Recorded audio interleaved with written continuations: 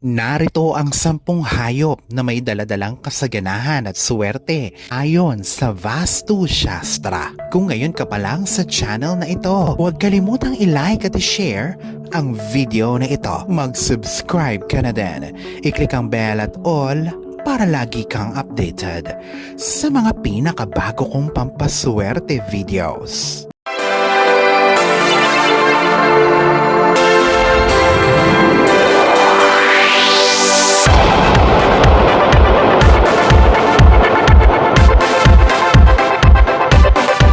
Una, elepante.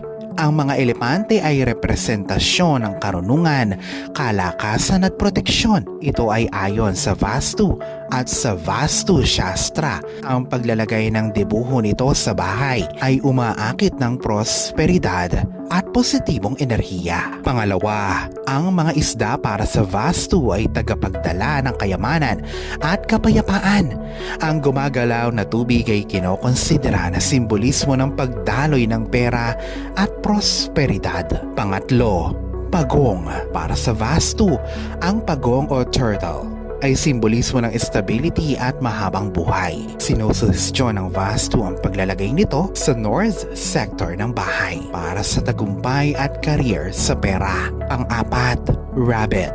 Sila ay tagapagpadala ng prosperidad. Sa Vastu ay kinokonsidera ito na simbolo ng prosperidad at abundance. Ang paglalagay ng figurine nito sa bahay ay nagdadala ng financial growth at kaligayahan. Pang-lima, kabayo. Ang kabayo ay simbolismo ng bilis at lakas. Sa Vastu, ang mga figurine o painting na may imahe ng kabayo sa south direction ng bahay ay nagdadala ng tagumpay at progreso sa buhay. Pang-anim, pusa.